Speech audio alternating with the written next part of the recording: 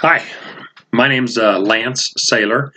I'm 66 years old. I live in Pittsburgh, Kansas. That's the very southeast corner of the state, across the border from Joplin, Missouri. Um, I want to thank Aortic Hope for allowing me to do this video. Survivor series, I like that first word, survivor. My dissection occurred on a Saturday, August 19th of 2017. I was home, had just opened a bottle of wine late Saturday afternoon, and felt this tearing and burning sensation in the upper part of my chest, and I knew something was wrong right away. I mean, never felt anything like that. But honestly, I didn't think it was a heart attack because it was up higher. It wasn't where the heart is. It was up higher. And so I sat down for a second and couldn't breathe. The pain level, maybe a 3. It wasn't really that painful. There was a searing heat and, again, a tearing feeling. And so I called 911. And they came and got me, took me to Via Christi in Pittsburgh.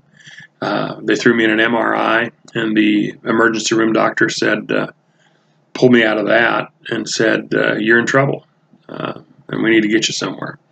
And so took my first helicopter ride of my life to the University of Kansas Medical Center, KU Med in Kansas City.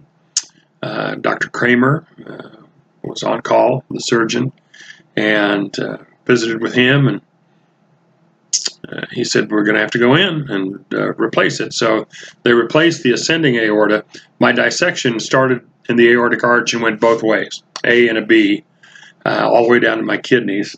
In fact, they haven't repaired my descending aorta and don't plan on it.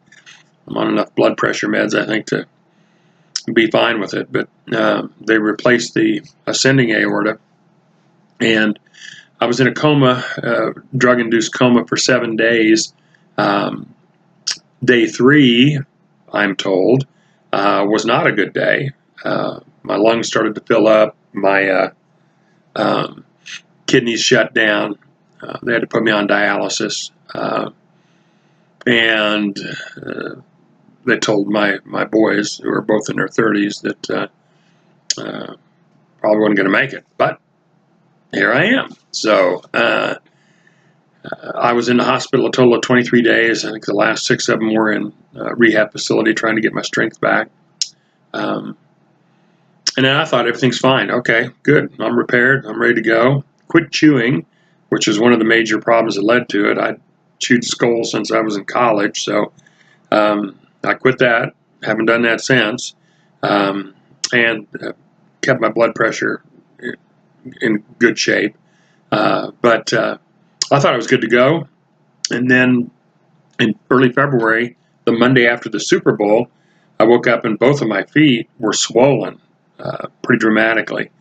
So I called my cardiologist nurse, and she talked to him, and they said, get up here. We need to look at you. And so I went up and to KU Med again, and they did a echocardiogram, and my aortic valve was messed up. Apparently, I'd suffered another tear some point after the emergent surgery in August, and until I went up there the week after the Super Bowl. So they went back in April 9th of 2018 and replaced my root and the aortic valve with a calf valve. And as someone on one of my sites says, now I have 3 doctors. I've got my primary care physician, my cardiologist, and I've got a veterinarian now. So, sorry, that's weak, but I'm doing pretty well. The first surgery, they came in with the heart-lung machine right below my clavicle, and I didn't have any problems with that. But the second surgery, because it was so soon, they had to go into the groin, and they cut some nerves there, and I'm still not recovered from that. I still have some numb spots and tingly spots in my leg, but it's my new normal, so I'm adjusting to it, and I think it is getting better. I guess the lesson I learned is this. I saw a video of a survivor speaking, and he said, "We all know we're going to die. We just don't want to believe it." And he goes, "I believe it." And I went, "That's me. I believe it." And when you know that you're going to die, it kind of changes your perspective on things, I think.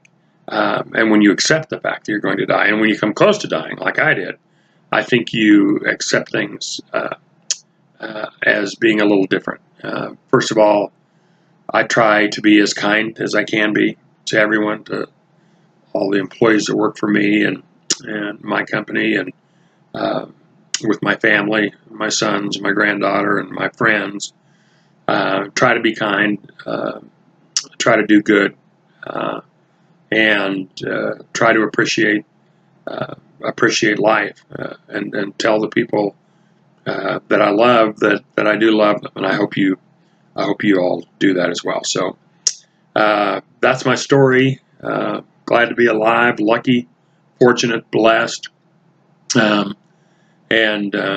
trying to live up to that every day. Thanks.